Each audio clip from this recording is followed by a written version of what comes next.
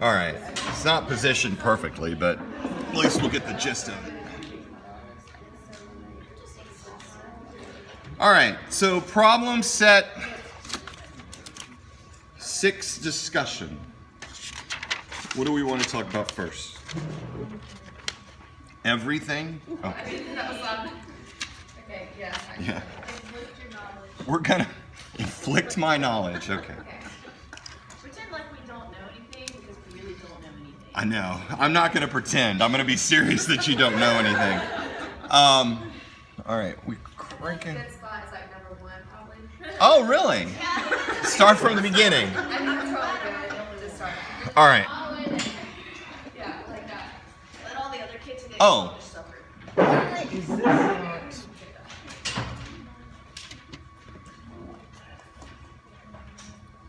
There we go.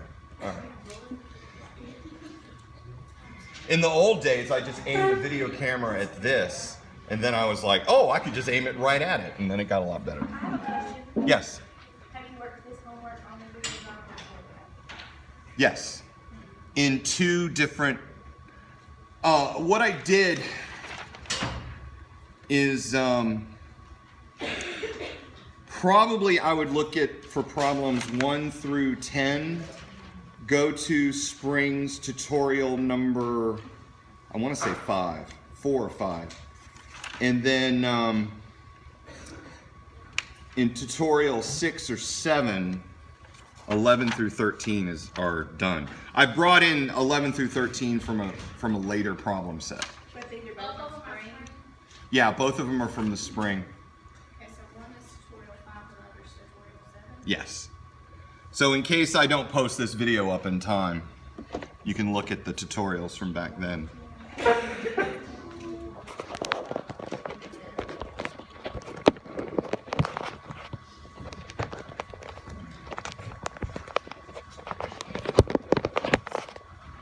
have to.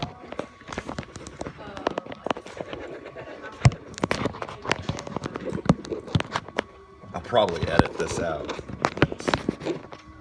It just doesn't want to, it corrects itself, and it corrects itself even worse than how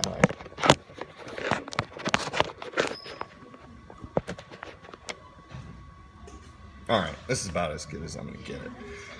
All right, let's do number 1. Disc rotates 33.5 times in 75 seconds. So for number 1, N is 33.5. The time is 75 seconds. So one of the things that you asked immediately is, well, what's its period and what is its frequency? The period, total time divided by the number of rotations. Frequency is the inverse period. So those will just pop out. If its radius is 2 meters, what is the magnitude of the acceleration and velocity for the point at the edge of a disc? So here's the disc, here's the point. I want to know the velocity and I want to know the acceleration. Now, some were getting confused about when you say acceleration, do you mean radial acceleration or do you mean angular acceleration? If I don't specifically say angular acceleration, it's radial. I would consider that a valid question to ask on a test if I wasn't specific about it. Just for clarity. Okay, this may sound like a dumb question, but what's the difference between them?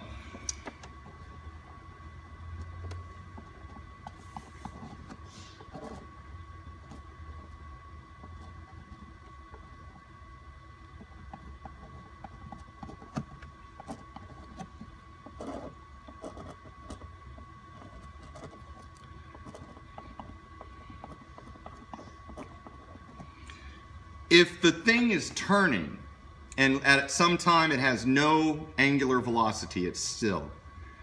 At later it has a certain angular velocity, and then later it has even faster angular velocity. There is a non-zero alpha. radial acceleration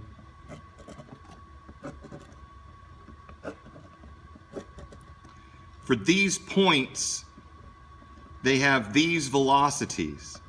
And what is acceleration? It's the change in velocity. And so what we can see here, velocity is to the right and their velocity is up. The velocity changed. Therefore, there must be an acceleration, or in this case, a radial acceleration. So angular acceleration lets you know how quickly the turning is changing. The radial acceleration is an instantaneous acceleration for a point at a particular edge or a particular point. So radial acceleration is v squared over r, and v is omega r. And then another equation that we would need to know is that omega is 2 pi f. So to get velocity, v is 2 pi f r. We get our f from here because we got our period from there. Plug that in. R is 2. And then we have our velocity. And then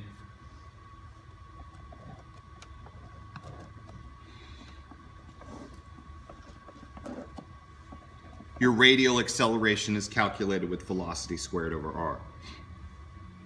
And then that's it for that one.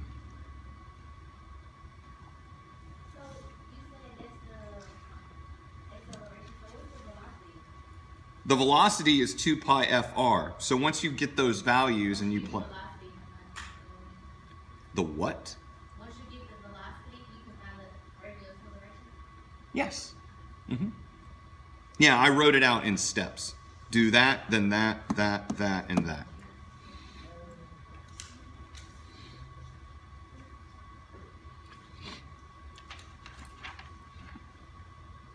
Okay, step 2 is here. Frequency is inverse period.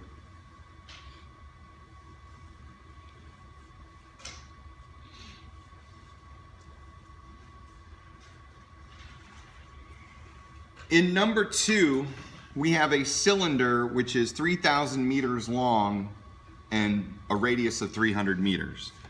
The 3,000 meters long is irrelevant because this thing is rotating around its axis of the barrel. So the radius of the barrel is 300 meters. How many times does it rotate in an hour?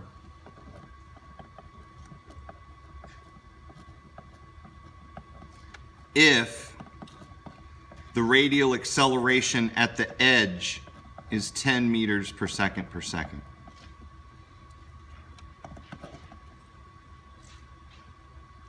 So what we know is that the radial acceleration is 10 meters per second per second. What we're going to do is we're going to figure out the period of this object.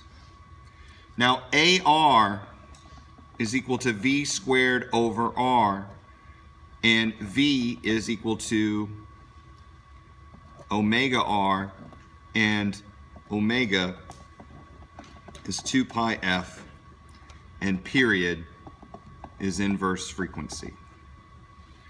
So omega is 2 pi over period. We just substituted in frequency with the period.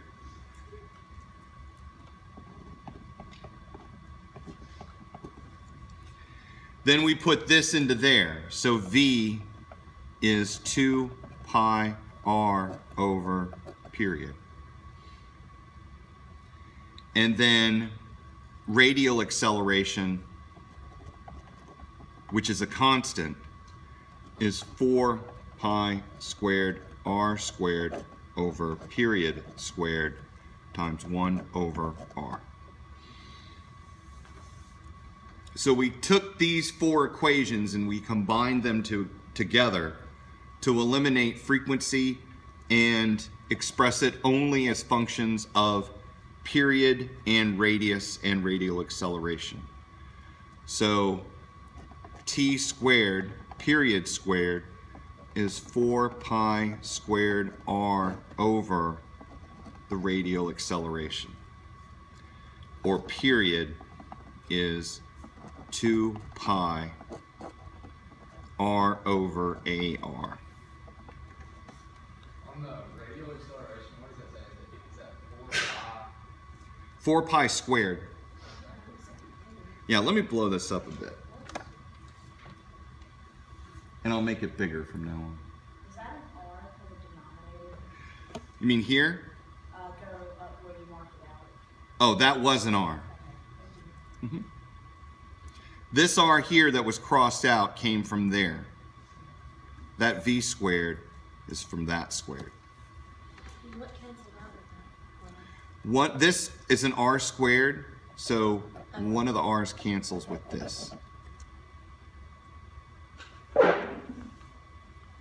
Okay.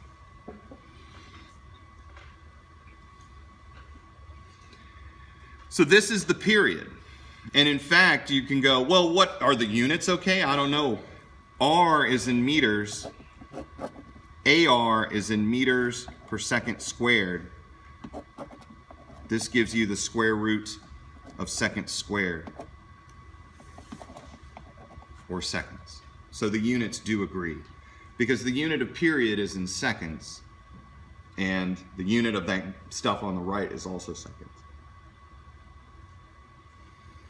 What's the difference between the big R and the little R? The big R is a subscript for radial acceleration. The R is the value of the radius. And really, if I'm going to be consistent, make that a little r. And so that's the period. That's the amount of time that it takes for it to rotate one time.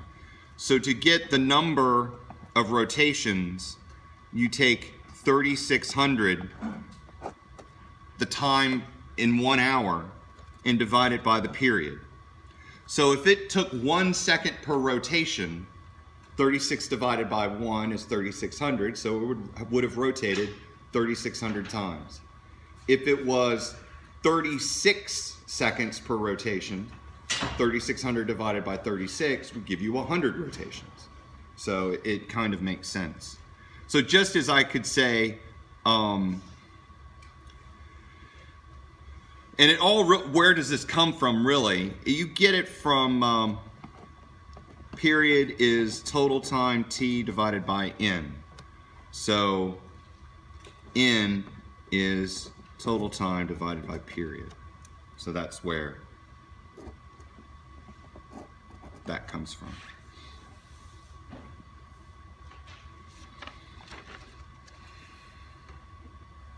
Okay.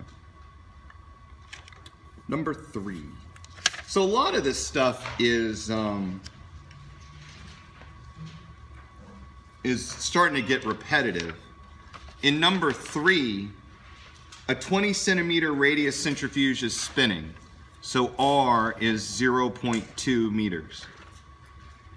If the test tube travels a distance of 50 meters around the centrifuge in 3 seconds, so distance is circumference times the number of rotations that it made.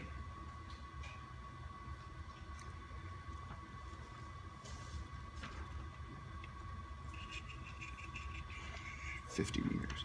So D is 50 meters. Circumference is 2 pi r. The time is 3 seconds. I want to know AR, the G's. I need period and frequency. So for something like this, did I give, wait, hold on.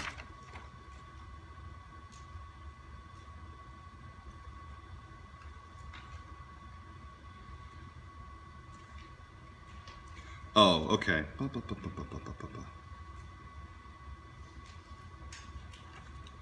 So the number of rotations is the total distance divided by the circumference. So if the circumference was 2 meters and you traveled 8 meters, it's 8 divided by 2, or 4 revolves or revolutions around. The period is total time divided by the number of rotations.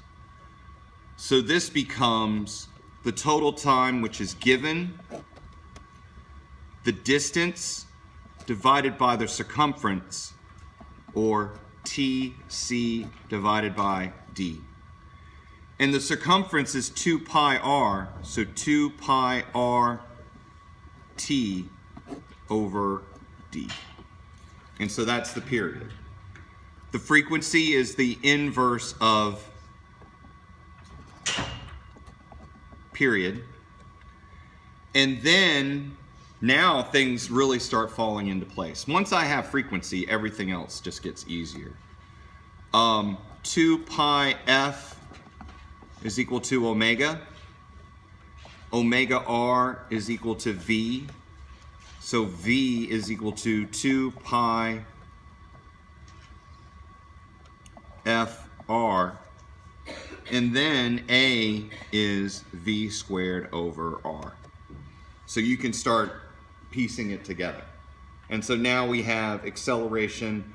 To get the acceleration in g's, take that acceleration and divide by 10.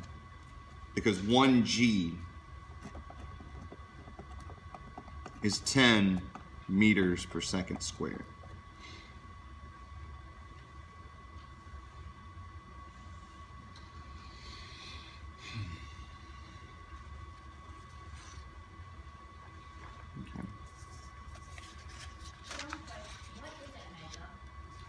Omega is the angular velocity.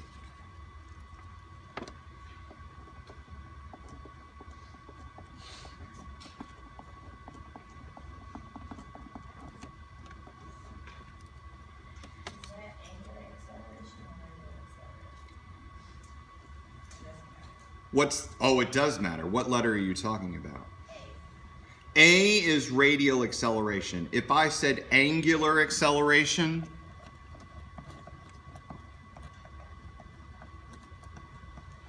I wouldn't use an A, I would use an alpha.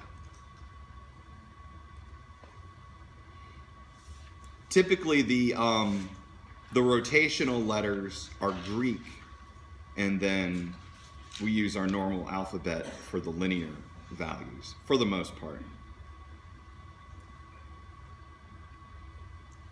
All right, number 4. Object is rotating once every 5 seconds. So the period is 5 seconds.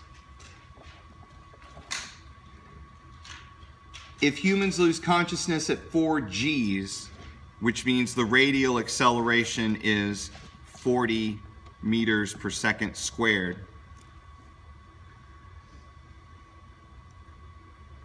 what is the distance? So you have a disk that's rotating once every 5 seconds. How far away do you have to be from the center of the disk to experience a radial acceleration of 40 meters per second per second?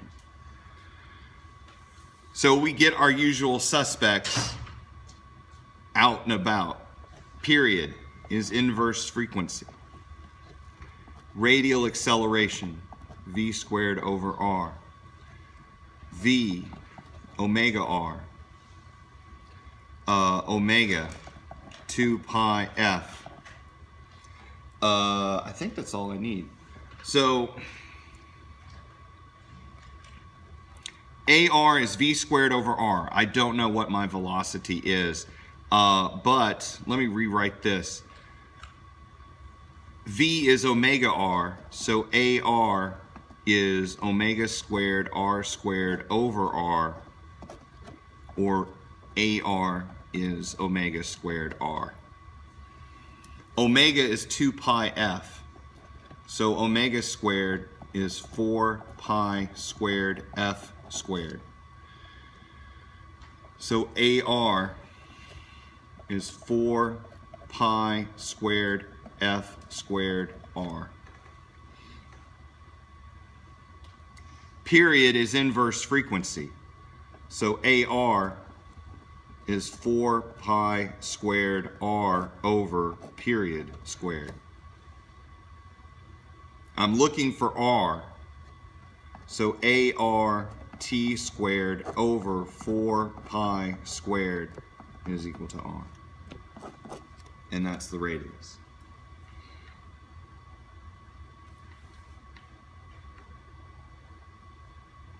So you can see there is a similarity between all of the problems. There are certain equations which are used time and time again.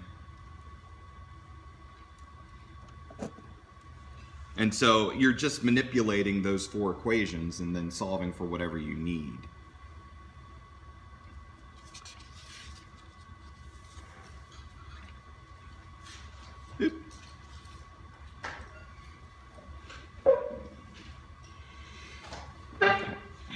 Number 5.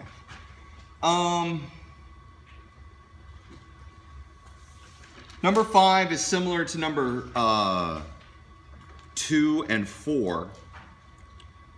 The radius of the centrifuge is 10 meters.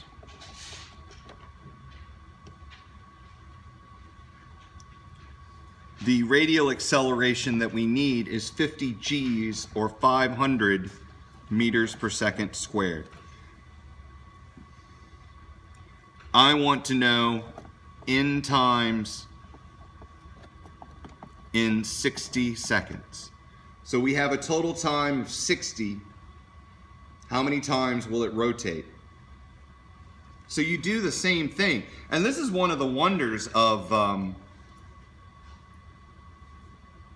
this, is that you could take something like this and we mixed in everything. This particular equation, AR, and what you should do is derive it again yourself.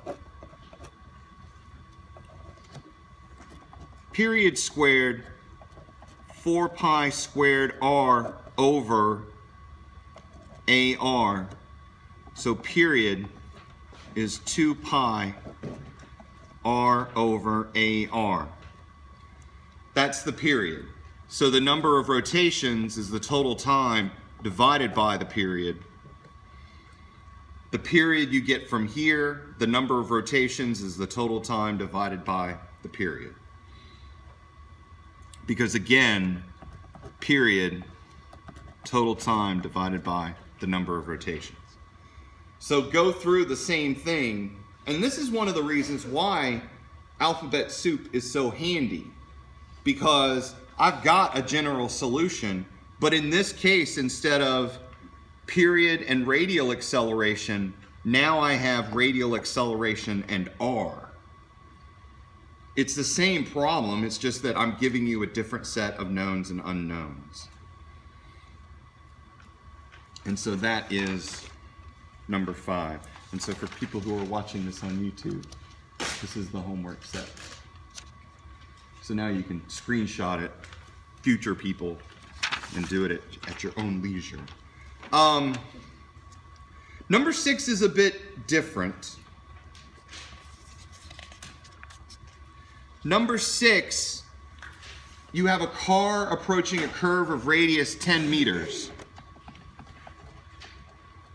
And with this example, we've got to use stuff from problem set 5. In the car, don't make fun of my car. I like to draw Indy cars.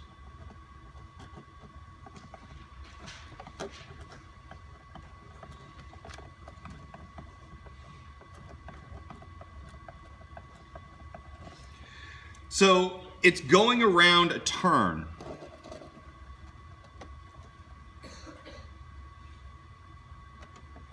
that has a particular radius. And the track is flat. So we have mg down, we have normal force up, and we have what is a friction force holding the car inward, or pulling it inwards effectively.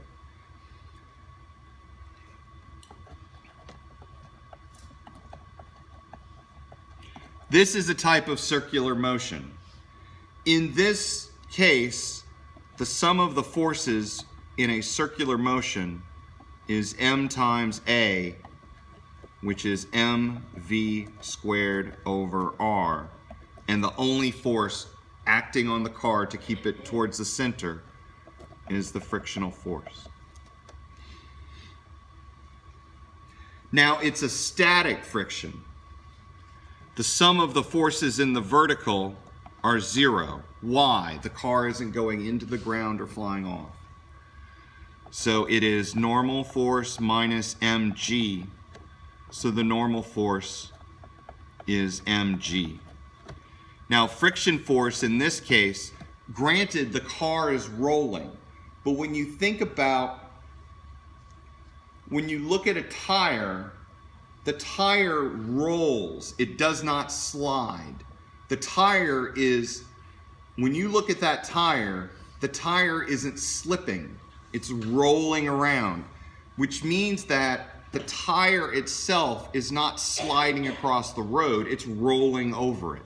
So for this, you must use the coefficient of static friction, not the coefficient of kinetic friction. So mu sub s mg. So mv squared over r is equal to mu sub s mg. The m's cancel.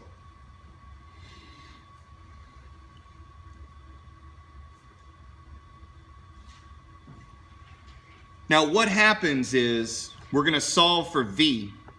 V squared is mu sub s gr. So v is the square root of mu sub s gr. And so that's the velocity above which the thing would fly off. To briefly talk about what's going to happen next week, you're doing the friction lab. And when you have a book on an incline and you start elevating the book, or you got a wood plank and you got a book here and you elevate, eventually it reaches a point where it begins to move. So v is 0, v is 0, v is non-zero. This angle at which it begins to slide, this is called the angle of repose. With this,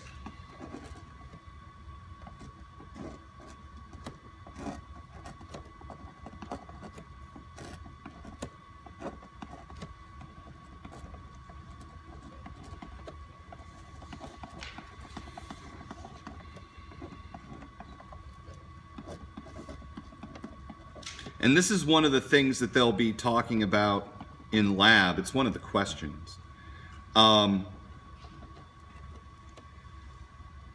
What is the angle of repose and how do you find it? The angle of repose is when there's a switch from static friction to kinetic friction.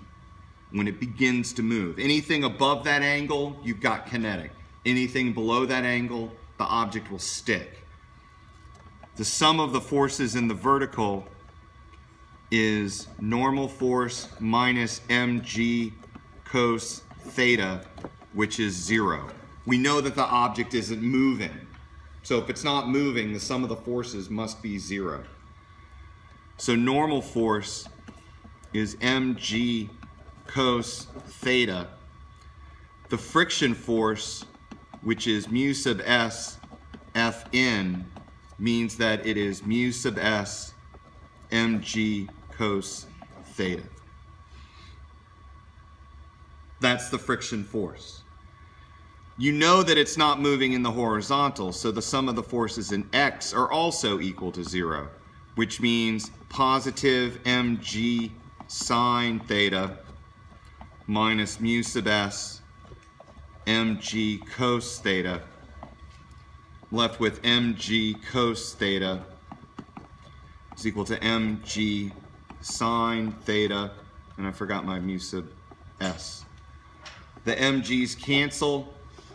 Mu sub s is sine over cosine, which means mu sub s is just the tangent of that angle of repose.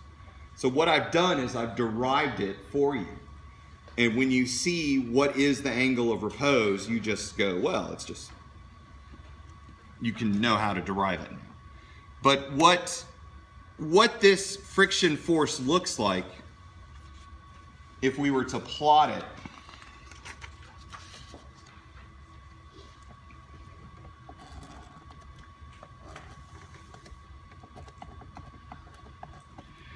in a situation like this where you've got a book on a plane and then slowly you start increasing the angle until it finally begins to slide,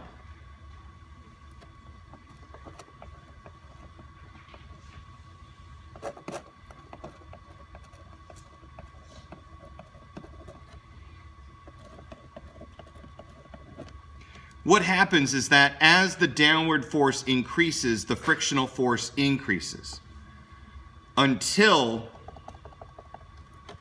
you reach a certain point at the angle of repose, and then the friction force plateaus. Everything to the left of this is static. Static friction can adjust. Static friction can go from small to big, because static friction can't force something to move. It can only prevent it from moving. Over here on that side, we're dealing with kinetic. Once it reaches a certain point, in fact, sometimes it looks like this, other times it looks like that. The one thing that is important for the two is that the static friction is a constant, or kinetic friction is a constant.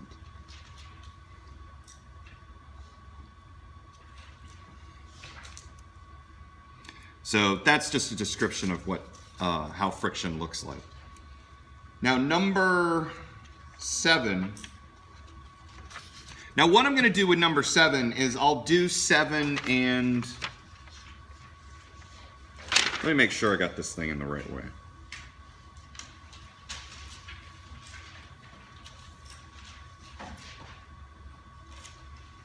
Okay, in number 7, in 7 and 8, you have a big mass, you have a little mass.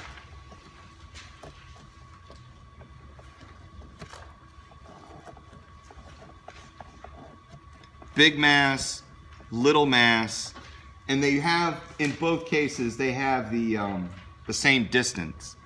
Here, it rotates around its center of mass. In 8 and 10, there's a peg physically placed in the middle, and it rotates around that. In 7, what we want is they're rotating around their center of mass, and the period is 0.25 seconds. At the moment I'm given period, I go, great, frequency is 1 over period, which is 1 over 1/4, which is 4 hertz.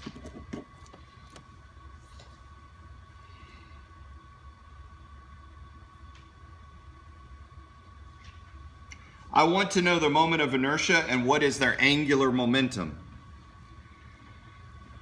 The moment of inertia is determined by the moment of inertia of the first block plus the moment of inertia of the second block. This is, since they are point particles, m1r1 squared plus m2r2 squared. I1,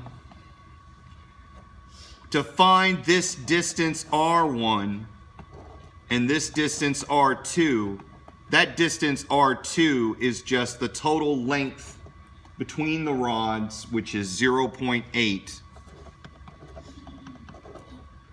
minus r1. If the distance from there to there is 0.8 and that distance is known, then this is just 0.8 minus that known, r1. To get that r1, you're going to have to take a weighted average, which we talked about in class. In this case, the x center of mass is m1r1 plus m2r2 divided by m1 plus m2. And I'm going to set the origin to be at the big mass. M1, so what you're going to do is you're going to substitute M1 and R1, M2, R2, and M1 plus M2. And that will give you the center of mass coordinate. It is this XM that is your R1, and it is your 0.8 minus XCM is equal to R2. Yeah, you're gonna have to figure out A. So you're gonna go through the calculation of this and get me a number, XCM. That XCM is R1, so you plug it into there. You know the masses, and you know that R2 is just 0.8 minus R1. And so you can get it quickly through that.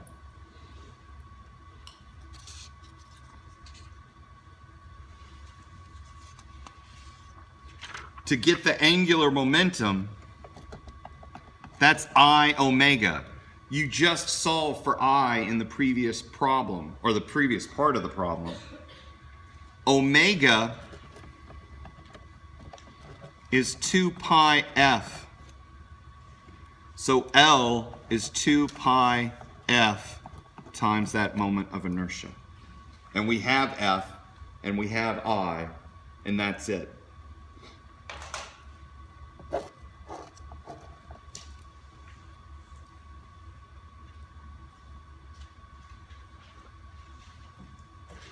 Okay.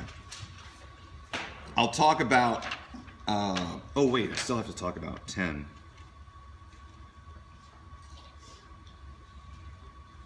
But I'll talk about 10 generally.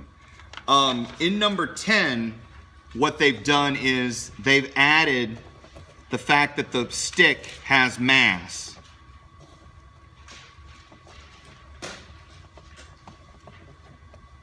Oop. So what you do is you can concentrate that mass on that stick by making it massless, and then at dead center you have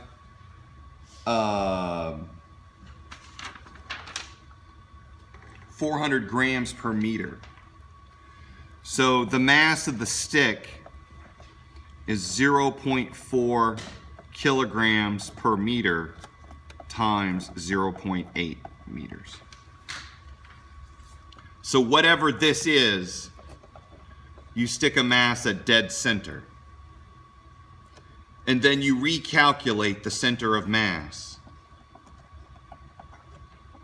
M1R1 plus M of the S 0.4, because that's its center of mass for the stick, plus M2R2.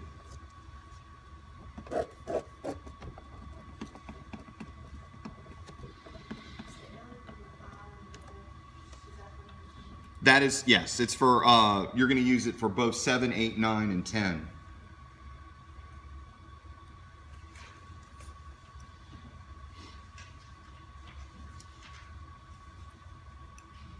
And then you repeat the same procedure. The moment of inertia is M1R1 squared plus M2R2 squared, where R1 is the X center of mass. R2 is 0.8 minus R1. And then the R of the stick is 0.4 minus R1.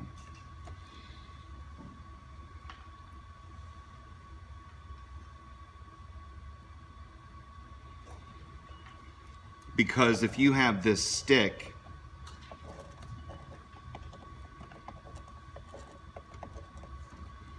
the center of the stick is there, the center of mass will be over there. So this is X center of mass. That length there is 0.8 minus X cm. And then this distance here is 0.4 minus X cm. For the X center of mass, like up a little bit, why didn't you do the mass of the stick times 0.4? The length of the stick is 0.8. So the position of the center of mass of the stick is at 0.4. Just as you could say for the point particles, the rate R1 for the big mass is 0. The R2 for the little mass is 0.8. So this one here is 0.4. So is what we're getting to us? It's because the stick is a uniform linear density, which is slang for, yeah, you cut it in half. Yeah. In 211, I would have made it non-uniform, but I know that would make you cry. So I didn't do that. Because then we'd have to use calculus, and then that would get nasty real fast. See, you should be thanking me all the time. So,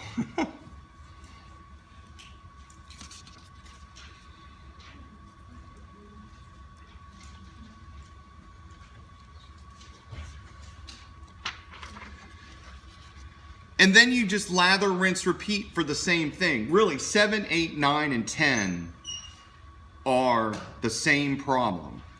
But in the last two, the stick has mass. In the first two, the stick doesn't have mass. In 8 and 10,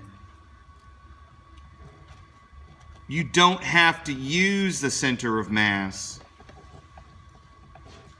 because I set the rotation point by drilling a hole through the stick and putting a peg there, and then it just spins around the peg. So you don't need the center of mass. And because of that, R1 is equal to R2,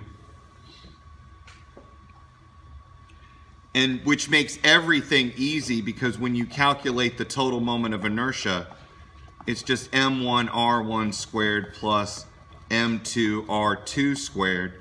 And if there is a mass of the stick, you just add 1/12 ml squared. And then that's 8 and 10.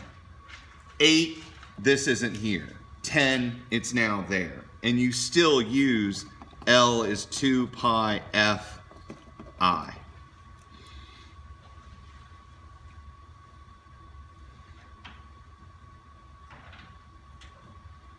So do we need that equation, just the I equals Yes. for the number 2? For number 10, yes. Huh? 1/12, the moment of inertia of, I do need to go back and change one itty bitty thing. The 1/12 ml squared is the moment of inertia for a stick rotating about its center of mass. And the one thing that I did forget, for number, what I'm doing here is for number 9.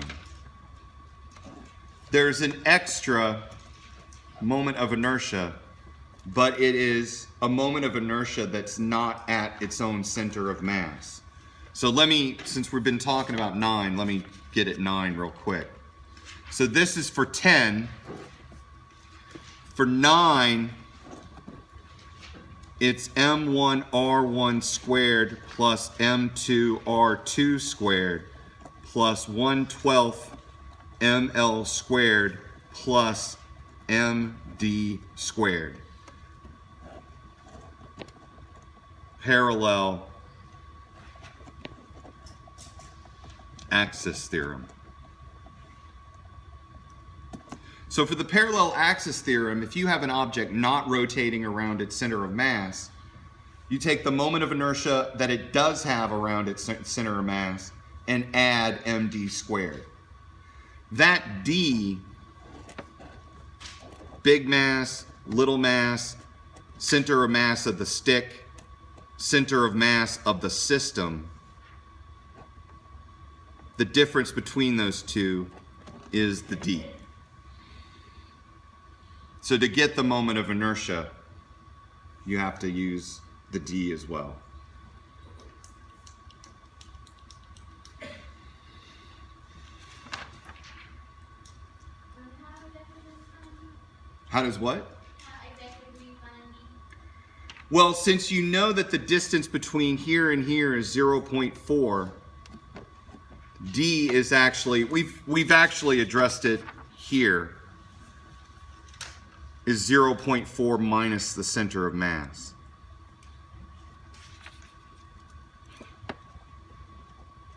Can you work one of those, like with the numbers and everything? Okay. So on the page before this page right here, that's all for number 9? This is the center of mass for number 9. And let's do number 9 real quick, and then you can just remove the stick mass to get number 8. Or I'm sorry, number 7.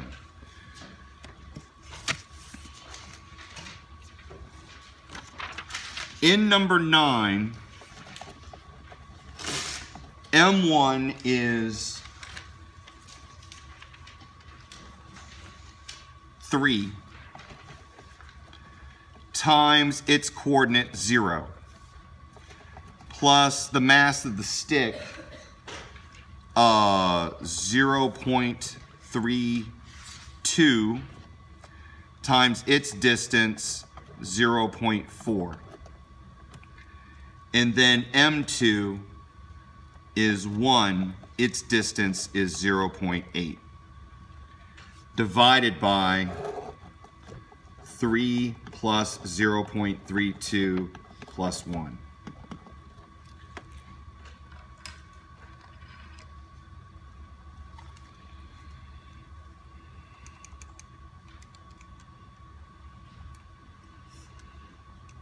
So is M1 times R 3 times 0?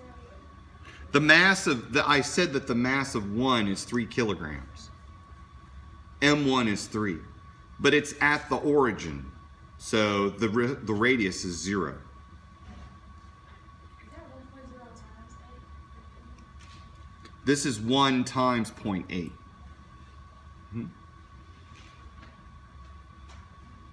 are you dividing by up there? The total mass.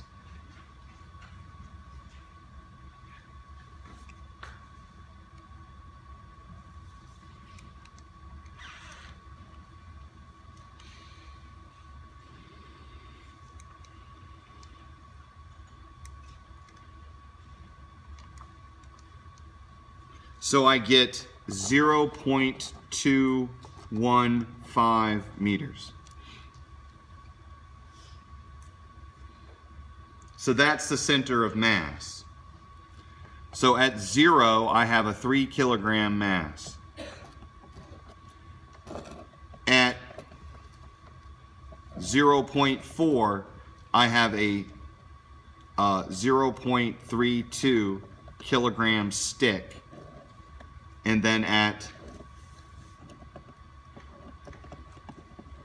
0.8 meters, I have a 1 kilogram mass. The center of mass is there at 0.215 meters. So when I calculate the moment of inertia, the R1 value is going to be 0.215 meters, the distance from there to there. The distance from there to there, R2, is 0.8 minus 0.215, or 0.585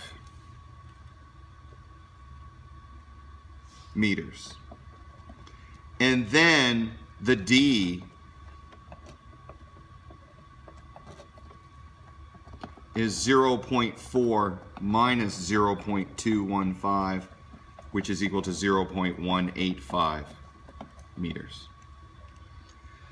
So the moment of inertia of this system, now how would this change if you had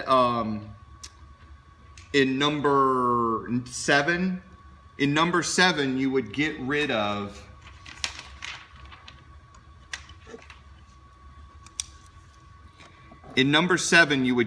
this, and you would get rid of that, and then you would get a new center of mass. But the equations that you use to get R1 and R2 are the same. R1 is X center of mass, and R2 is 0.8 minus X center of mass. And then you don't have to worry about that at all because the stick is massless. So this one is the one in the tag, No. This is the one that is freely rotating around its center of mass.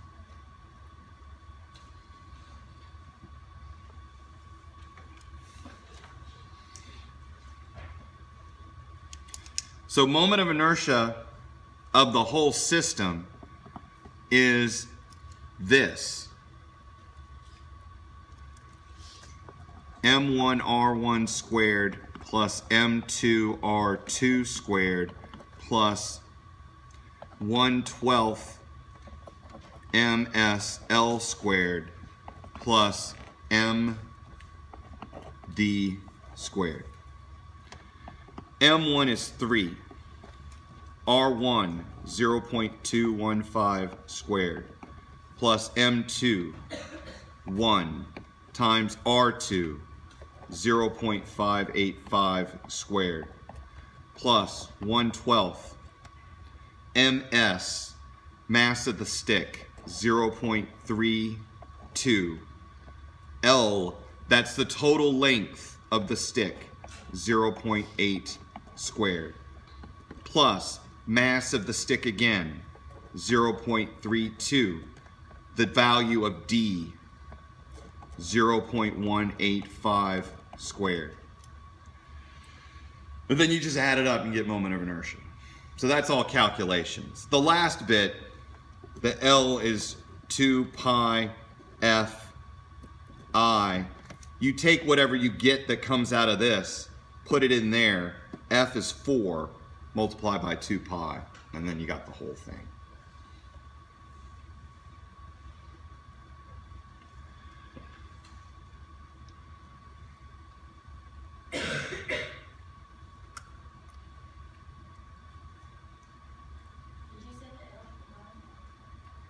L is angular momentum, which is I omega, and omega is 2 pi F. We have F from the beginning because the period is 1/4 of a second. Therefore, the frequency is the inverse of the period, or 4 hertz.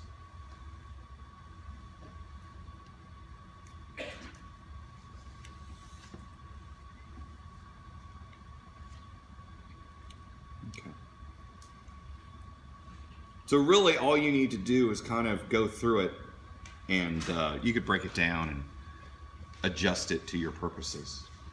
Can you take back that sheet that you wrote the number 10 on? I think it's on the bottom of your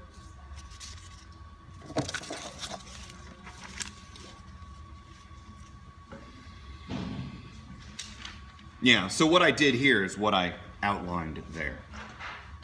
So what L. Okay, so, go ahead.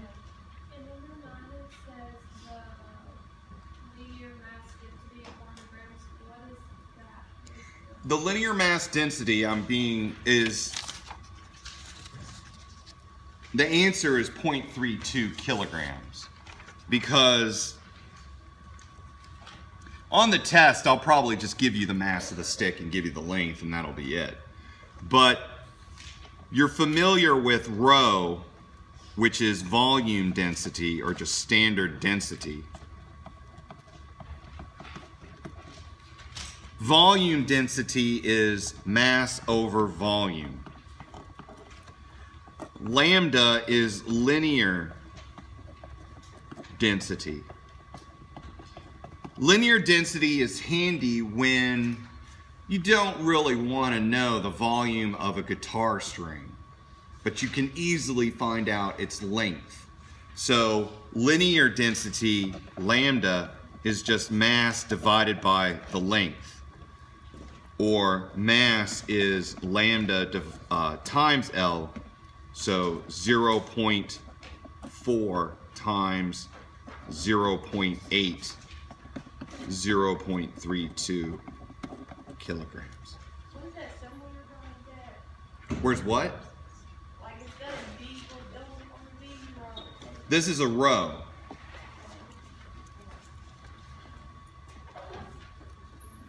Which is a Greek letter. So that is a lowercase Greek r. Which problem is that with? Talking about rho. Rho would be used in problems 9 and 10.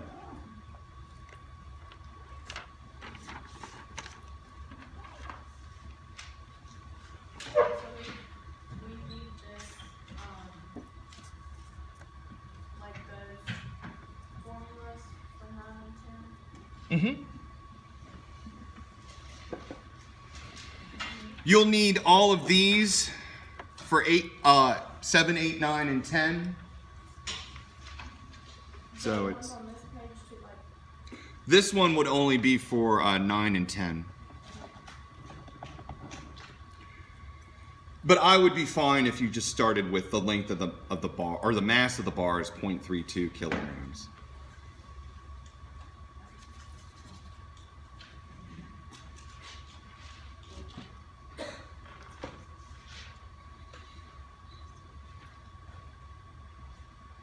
When is this problem set due? Tuesday or? Tuesday, 6 o'clock.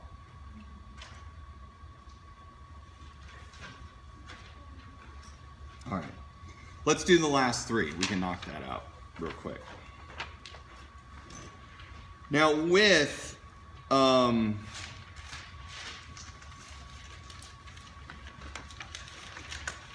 and 12 are dealing with a disc. The disc has a force. So what I'm going to do is I'm going to do 11 and 12 at the same time in a way. You have a disc. You have one force acting on the radius of the disc. It's not important if it's going clockwise or counterclockwise with this type of problem. It rotates n times in t seconds.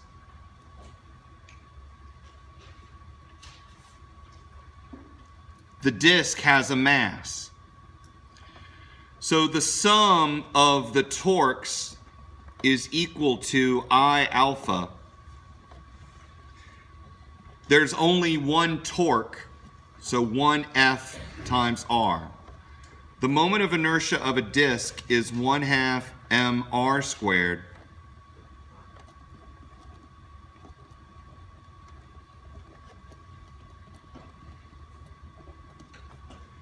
So 1/2 mr squared alpha is equal to FR. One of the R's cancels.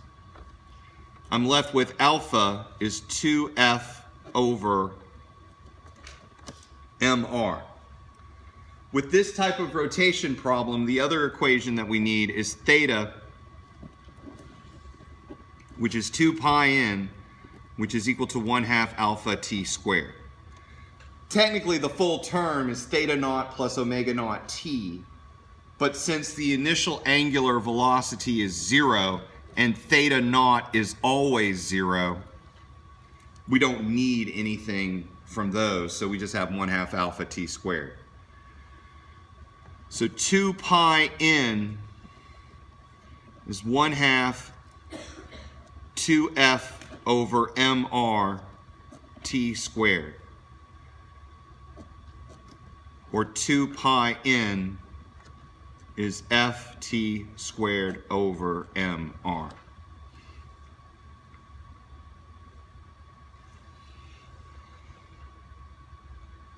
Now in this question, question 11, the unknown is how long it will take to rotate 300 times. So for problem 11, we isolate n. So n is ft squared over 4 pi mr. And now we have n. In number 12, it's looking for f. In number 12, they give you the mass, the time, how many oscillations did it go through. Now they're looking only for f. So for 12, solve for f. 2 pi n mr over t squared is equal to f.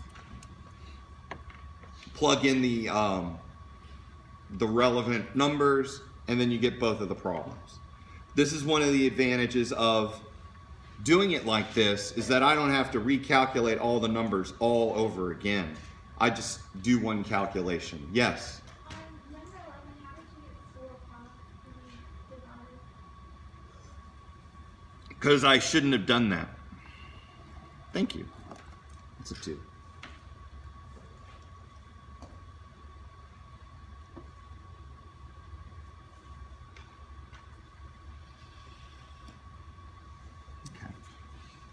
So the last one, we're dealing with a sphere, and I did not bring, I want to say, no, let me guess, no one's brought the book. Someone asked Wikipedia what the moment of inertia is for a sphere. Hollow sphere. Has to be hollow, not solid.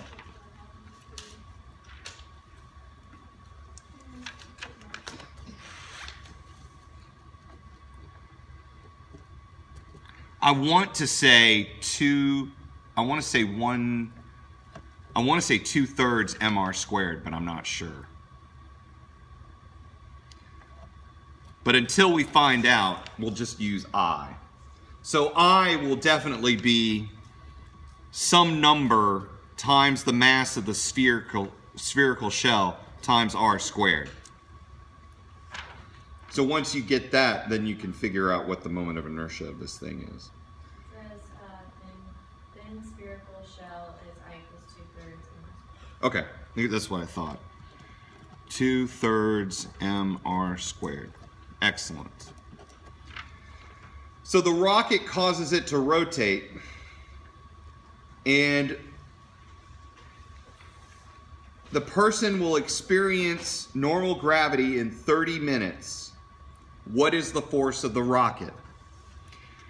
So the sum of the torques is equal to I alpha, which is equal to Fr. We're going to be looking for F.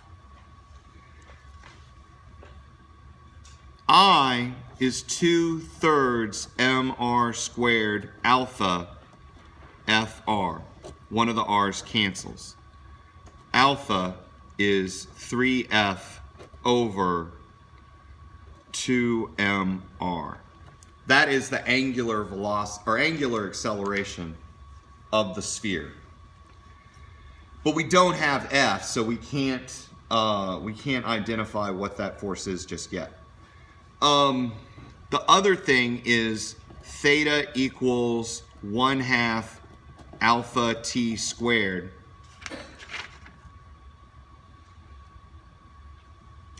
The other thing is, oh, we're going to need that a little bit later.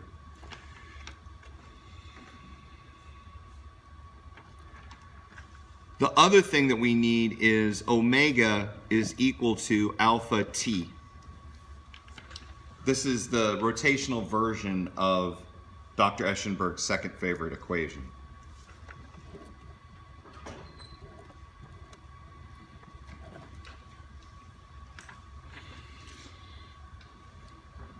I'm going to substitute this into this. Omega is equal to 3f over 2mr t. Now I don't, yes? How do you know that Theta naught equals 0 means that the initial position, angular-wise, of the object is your origin.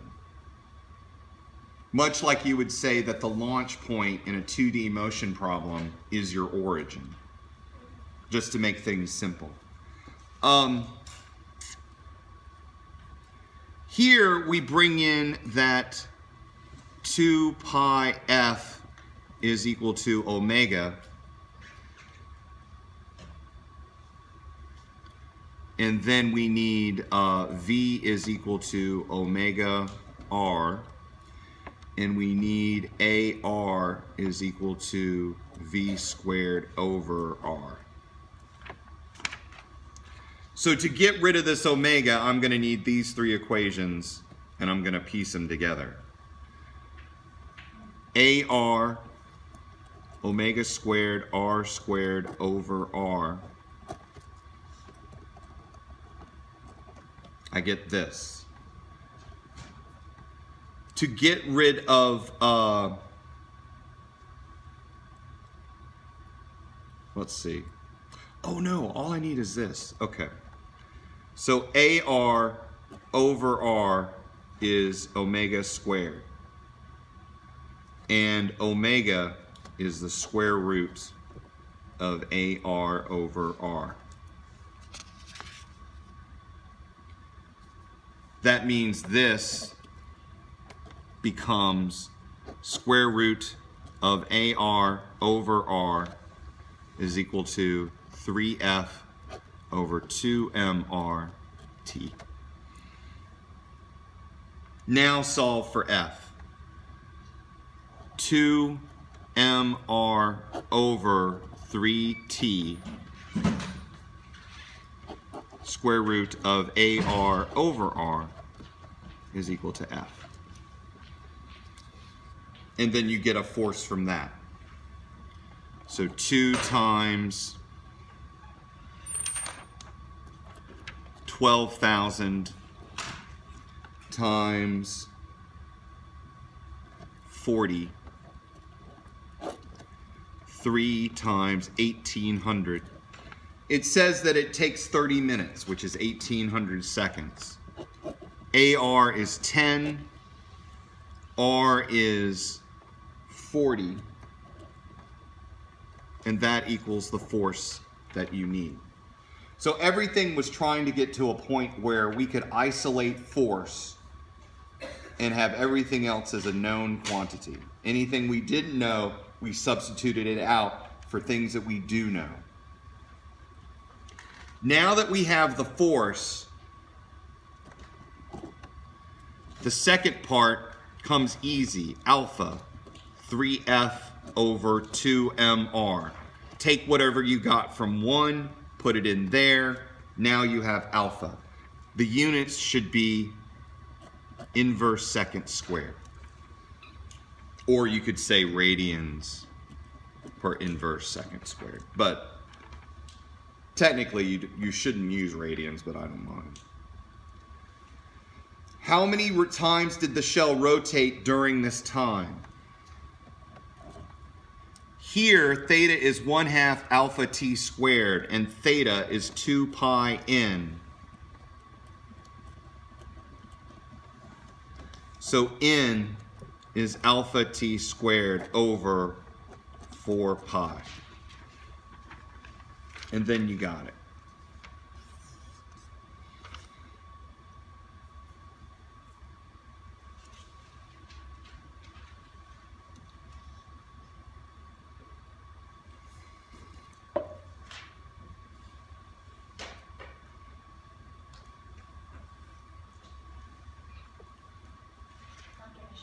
Mm-hmm. Can you show the other sheet of paper? I don't have that. Thank you. And that's it. That's it. That's the whole list. So all I'm doing is I'm gonna leave for you 8 and 10, but 8 and 10 are easy because R1 is equal to R2, and you don't have to play games with that parallel axis there. So that makes it easy. All right, we're done. Have a fun homecoming.